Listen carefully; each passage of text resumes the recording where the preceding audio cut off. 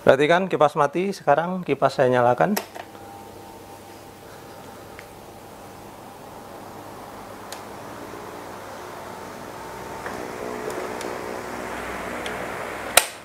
Perhatikan kursi kosong.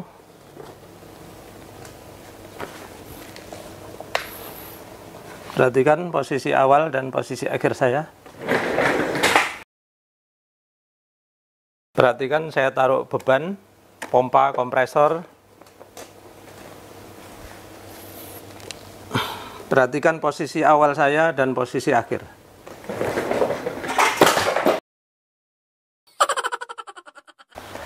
Bismillahirrahmanirrahim. Alhamdulillahirrabbilalamin. Allahumma sholli ala sayyidina Muhammad wa ala ali sayyidina Muhammad. Kawan-kawan, percobaan saya di depan tadi itu sebetulnya untuk menjawab pertanyaan dari seseorang, kenapa roket bisa terbang di luar angkasa padahal di luar angkasa tidak ada udara.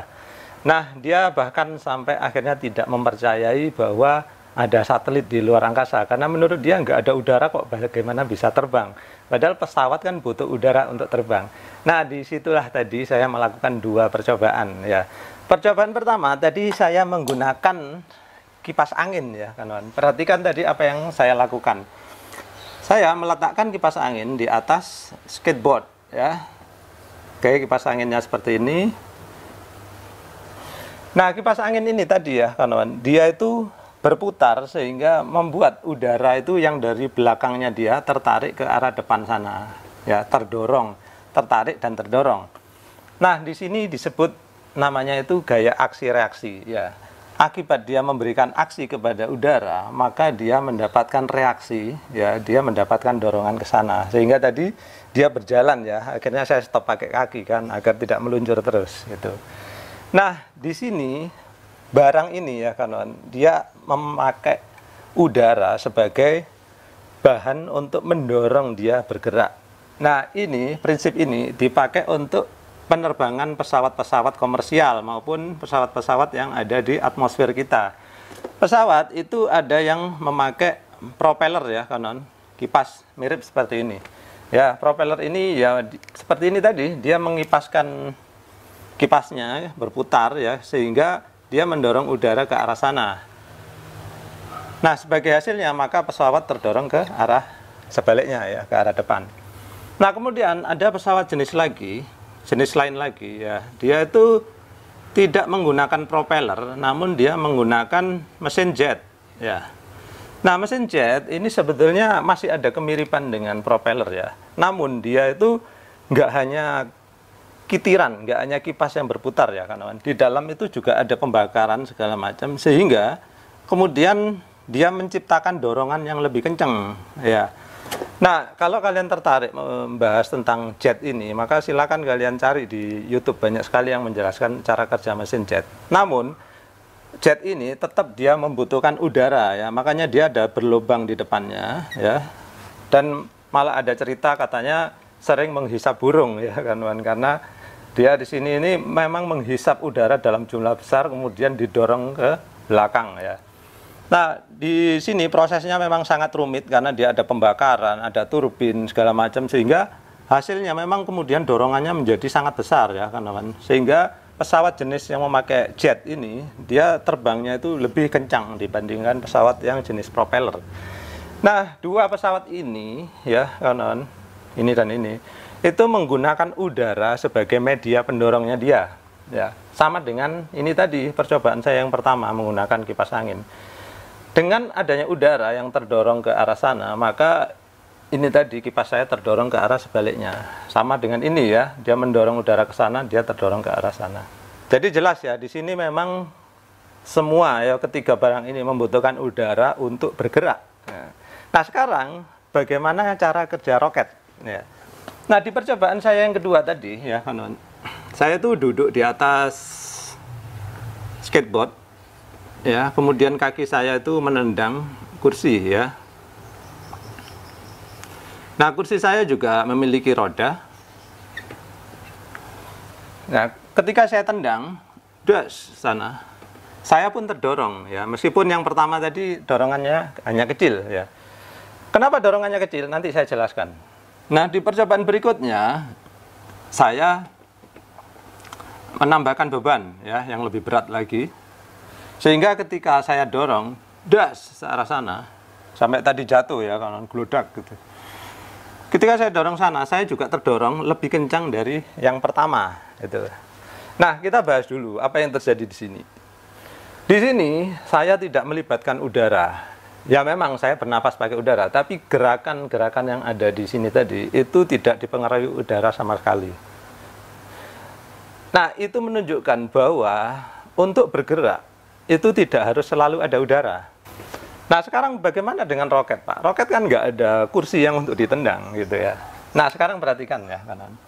Roket itu biasanya dia berbentuk bulat, panjang, dan keras. Kemudian dia kayak ada corongnya seperti ini, ya. Kemudian dia di dalamnya, ya, dia itu punya bahan-bahan, ya kan? Macam-macam ya. Ada oksigen, kemudian ada bahan-bahan bakar ya, yang mana dia nanti akan direaksikan, ya, sehingga kemudian dia membentuk kayak ledakan, ya. Nah, ledakan ini hanya diberi jalan ke arah sana, ya. Makanya dia itu ada corong di sini, ya. Corongnya nggak di sini ataupun di sini, dia ke sana. Sehingga barang-barang hasil yang diledakkan tadi itu, ya, dia itu kan berupa materi atau partikel-partikel kecil yang dilempar keluar, ya. Juas gitu. Nah, meskipun materi-materi ini kecil, tapi sangat banyak jumlahnya. Kemudian dia dilemparkan dengan kecepatan yang sangat tinggi ya, duras gitu ya kanan. Sehingga gabungan antara kecepatan dan percepatan yang sangat tinggi kemudian dengan massa yang cukup banyak, maka dia akan menghasilkan dorongan roket ke arah sebaliknya, yaitu ke arah sini, ke arah depan gitu. Nah, sekarang perhatikan perbedaan prinsip antara roket dengan pesawat ini. Perhatikan bahwa ujung roket ini adalah padat, ya, tidak ada bolongannya, dia seperti tabung aja. Sedangkan pesawat, ya, mesin-mesinnya ini depannya selalu bolong, ya. Kipas ini dia akan menghisap udara didorong ke sana. Jet juga sama, menghisap udara dari depan didorong ke sana. Tapi roket dia tidak menghisap udara, dia menggunakan materi yang di dalamnya dikeluarkan, seperti itu. Sehingga dengan cara ini dia tidak membutuhkan udara, ya, dia hanya memberikan dorongan lalu dia terdorong balik sama seperti saya tadi gitu. Nah, sekarang mudah-mudahan udah jelas ya kawan-kawan kenapa dia tidak membutuhkan udara untuk terbang, karena dia melontarkan materi yang dia bawa ke sana kemudian dia terdorong balik. Dalam kehidupan sehari-hari kalian bisa melihat fenomena ini pada orang yang menembak. Biasanya orang yang menembak itu akan, bukan biasanya, pasti akan terhentak ke belakang, gitu. Bahkan orang yang masih baru-baru nyoba, kemudian badannya kecil, bisa dia sampai terjengkang ke belakang ya, sampai jatuh gitu. Kenapa? Ya prinsipnya sama kayak roket ini. Dia tadi melontarkan meskipun pelurunya kecil, namun karena kecepatannya sangat tinggi, maka dia menghasilkan gaya yang cukup besar untuk menghentakkan dia ke belakang. Ya.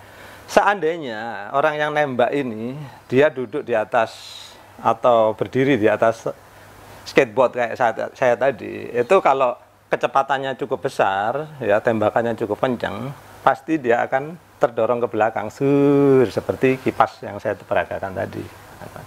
Nah, sekarang apa bedanya? Ya, tadi ketika saya memiliki kursi yang kosong sama yang ada isinya.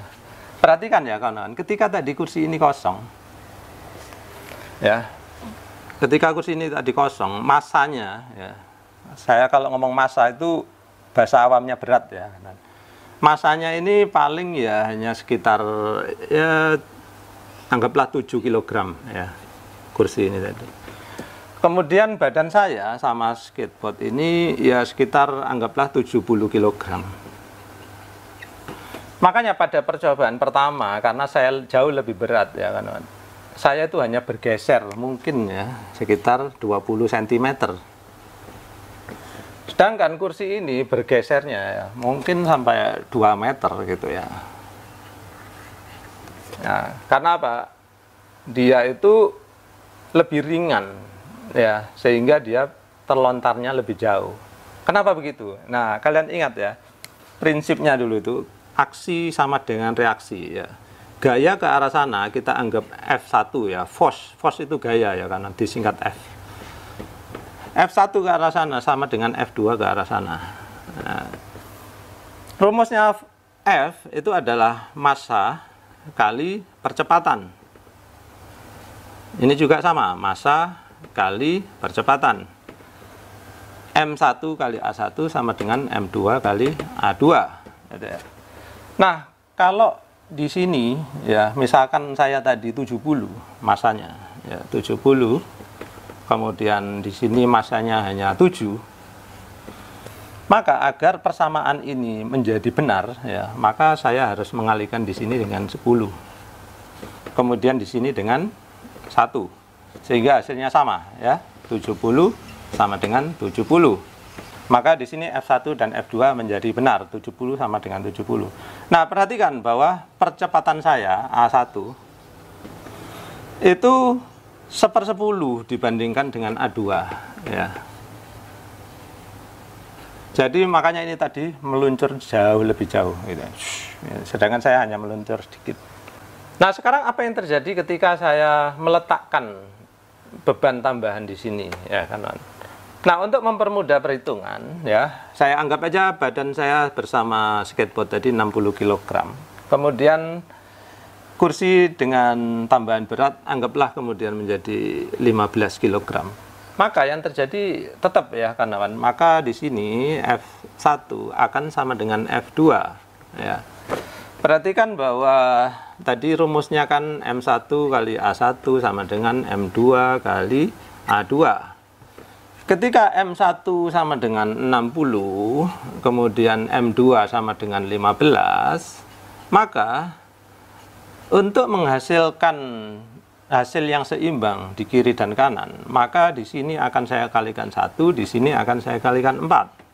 Sehingga hasilnya sama ya, 60 sama dengan 60, F1 sama dengan F2. Perhatikan bahwa A1 sama dengan 1, kemudian A2 sama dengan 4. Maka kalian bisa melihat tadi ya, A2 ya, ketika saya luncurkan di sana, dia percepatannya anggaplah 4. Kemudian saya meluncur di sana anggaplah 1 ya. Nah, perbandingan saya menjadi 4:1. Sehingga wajar kalau kemudian saya menjadi meluncur lebih jauh dibandingkan tadi ya. Nah, mumpung ngomongin tentang roket yang bisa terbang di luar angkasa ya, kawan. Maka di sini saya akan jelaskan juga bagaimana sih satelit itu bisa terbang, kemudian katanya nggak butuh bahan bakar. Apakah benar? Nah, ada jadi benarnya, kawan-kawan, tapi tidak 100% benar. Apa yang terjadi? Ayo kita tunjukkan dulu ya, kawan. Yang pertama, ya, kenapa bisa si satelit ini berputar-putar terus mengelilingi bumi? Ya, sebetulnya dia secara virtual hampir-hampir memang tidak memakai bahan bakar. Nah, bagaimana hal tersebut bisa terjadi? Perhatikan ya, kawan-kawan. Awal dari cerita ini adalah dari kita melempar batu. Kalau batu ini kita lempar pelan, dus gitu ya, maka dia akan jatuh seperti ini, duk jatuh, dus di sini. Kalau kita lempar dia lebih kenceng lagi, dus, maka dia akan jatuh lagi di sini. Nah, ketika kita lempar jauh lagi, dus gitu ya, maka akan semakin jauh lagi ya, tetap membentuk lengkungan dan akhirnya jatuh ya, kawan. Nah, sekarang bayangkan ya, sesuatu yang kita lemparkan sangat kencang ya. Saya gambarkan dulu bentuk bumi ya, kawan. Nah, kalian yang mempercayai bumi datar, tonton aja dulu ya, jangan protes dulu. Perhatikan sekarang kalau batu itu saya lempar kencang-kencang, dus sana, ya, maka dia tadi seperti saya bilang kecenderungannya akan jatuh kan, duk. Ketika saya lempar kencang lagi, dus itu, maka dia akan ini akhirnya jatuh ke sini, kemudian saya lempar lagi, dus jauh banget, sampai sini, sampai dia jatuh ke sini, seperti itu. Nah, kenapa dia kok jatuh terus? Itu karena ada percepatan gravitasi, ada gaya gravitasi ya, kawan. Biasa dilambangkan ya percepatan gravitasi dengan lambang G gitu. Nah, sekarang bagaimana dengan satelit? Ya, saya hapus dulu.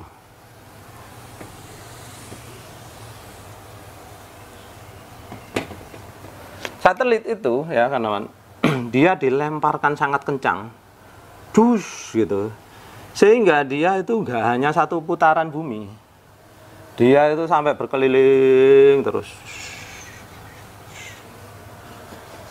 Nah, kemudian pertanyaannya adalah, apakah dia akan jatuh, Pak? Bisa iya, bisa enggak, gitu ya. Kalau dia dilempar dengan kecepatan tertentu, yang mana pada akhirnya dia jatuh, ya kanan. Memang sebagian satelit ada yang jatuh. Nah, setelah sekian putaran, ya, dia udah dihitung berapa kecepatannya sehingga kapan dia akan jatuh. Akhirnya dia akan jatuh. Setelah misalkan ya 100 kali putaran dia akan jatuh. Seperti itu. Nah, lalu bagaimana dengan satelit-satelit yang nggak jatuh-jatuh, Pak? Nah, begitu ya kanan. Sekarang saya ceritakan nih.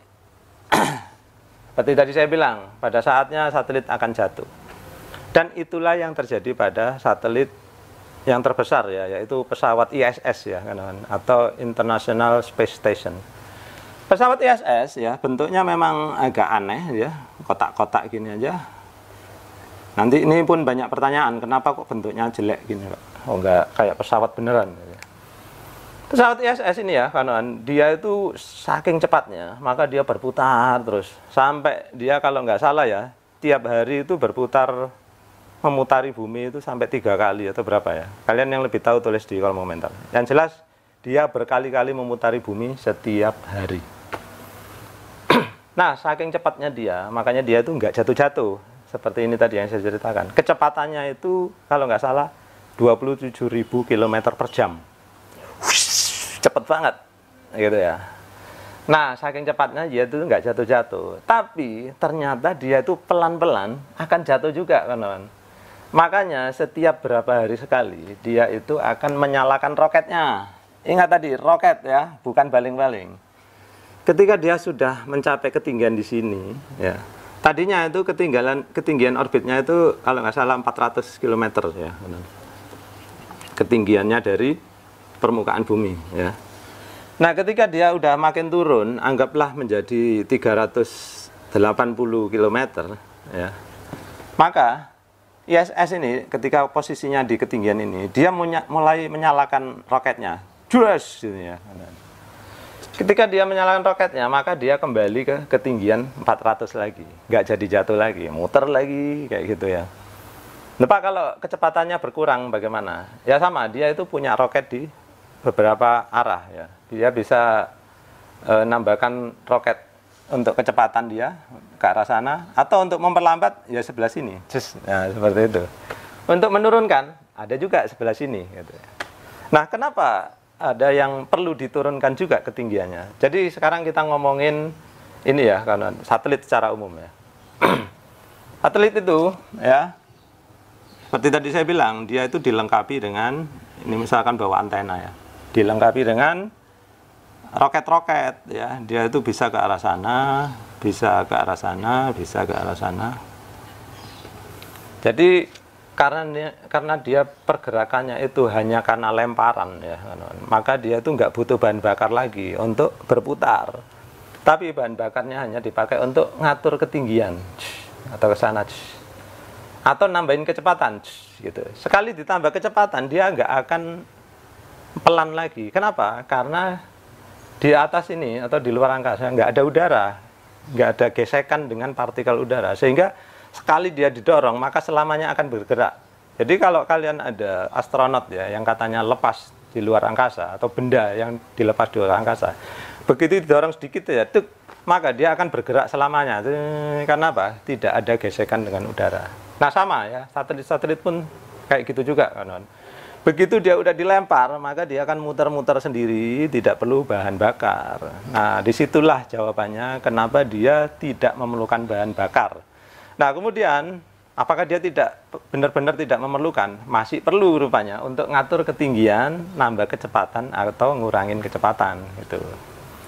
Nah, sekarang pertanyaannya adalah, Pak, apakah semua satelit kecepatannya seperti itu, sangat tinggi? Ternyata tidak, ya kawan-kawan. Ada beberapa satelit itu yang putarannya lebih slow, gitu ya. Nah, kok bisa, Pak? Ada yang slow gitu, apa nggak jatuh? Nah, sekarang yang mempengaruhi dia jatuh itu tadi kan percepatan gravitasi, ya kawan-kawan. Nah, percepatan gravitasi, ya, ini gaya jatuh atau gaya berat itu kan W sama dengan massa kali percepatan gravitasi, ya. Berat sama dengan massa kali percepatan gravitasi. Nah, kalau massanya kecil, maka beratnya pun jadi kecil, ya. Sehingga satelit-satelit yang lebih kecil itu tidak gampang jatuh, tidak gampang tertarik, ya. Kemudian yang kedua, satelit-satelit kecil ini bisa diletakkan di posisi yang jauh dari bumi, ya. Makanya satelit itu ada yang rendah, ada yang sangat tinggi, ya. Kalau satelit-satelit itu posisinya sangat tinggi, maka sangat memungkinkan dia berputarnya pelan aja, slow gitu ya. Bahkan dia ada yang stationary, dia itu mengikuti putaran bumi. Ini saya hapus ya biar nggak bingung. Jadi contohnya, Indonesia dulu pernah punya satelit Palapa B2 gitu ya. Saya nggak tahu sekarang satelit Nusantara kalau nggak salah namanya kan. Nah, satelit ini mengikuti putaran bumi aja, jadi slow, dia nggak weng kayak gitu ya, dia net. Kalau bumi mutarnya gini ya dia ikut net. Makanya dia itu ada selalu di atas angkasa kita, dia tidak lari ke arah Cina sana misalkan atau ke Eropa gitu ya, dia selalu ngikuti. Kenapa? Karena udah disetting kecepatannya. Bagaimana nyeting kecepatannya? Yaitu tadi pakai roket ya. Kalau kurang cepat ditambahi just gitu. Begitu ditambahi, udah dapat ya udah, roketnya jangan dinyalakan lagi. Kalau dinyalakan terus makin cepat gitu ya. Kalau kecepatan direm pakai ini just, gitu ya. Nah, seperti itu kan. Nah, mungkin kemudian ada pertanyaan lagi ya. Loh Pak, apakah satelit yang udah jauh ke sana itu nggak akan jatuh-jatuh? Bagaimana kalau roketnya habis sehingga dia nggak bisa mempertahankan posisinya lagi? Nah, memang pada akhirnya ya kan roket itu akan habis dan dia itu udah diperkirakan. Misalkan suatu satelit dia hanya berumur 10 tahun misalkan. Maka setelah 10 tahun ya dia itu akan dilakukan proses pembuangan ya agar tidak mengganggu satelit-satelit lain karena ada ribuan satelit yang berterbangan di ruang angkasa. Apakah pernah bertabrakan? Sering. Banyak sekali kejadian tabrakan satelit ya kan. Bahkan ini ISS International Space Station ini beberapa kali menabrak benda luar angkasa gitu ya. Jadi ini agar tidak menjadi barang yang nabrak-nabrak kalau udah nggak berguna ya kan. Maka dia menyediakan roket terakhir untuk pembuangannya dia. Nah, yang setahu saya ya kan, silakan dikoreksi kalau kalian lebih tahu. Pembuangan ini bisa dua macam ya. Bisa didorong untuk dijatuhkan ke laut ya.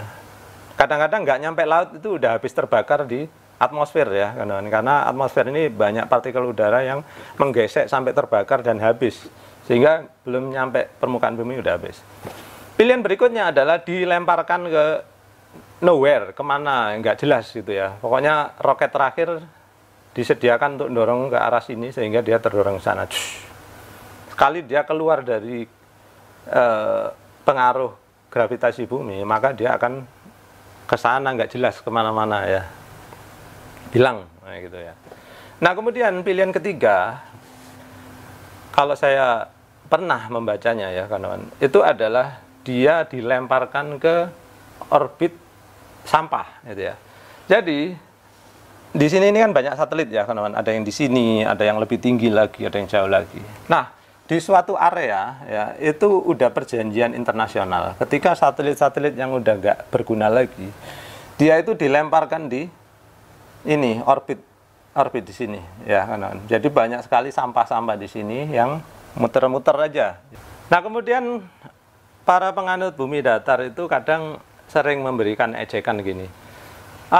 Kamu ngawur aja, masa pesawat yang kecepatannya 27 km per jam kok bentuknya kotak gini. Padahal pesawat jet tempur ya yang kecepatannya hanya 3000 km per jam aja bentuknya harus aerodinamis seperti itu. Mana mungkin barang kotak gini bisa meluncur 27.000 km per jam. Nah, jawabannya itu ada dan gampang sekali dinalar. Kalau kalian penasaran, kalian silakan tulis di kolom komentar. Nanti akan saya bahas di video selanjutnya, karena agar video ini tidak terlalu panjang ya kawan-kawan. Baik kawan-kawan, sekian dulu dari saya. Mudah-mudahan ulasan kali ini bisa sedikit memberikan wawasan kepada kalian ya. Mudah-mudahan bermanfaat. Terima kasih sudah menyaksikan.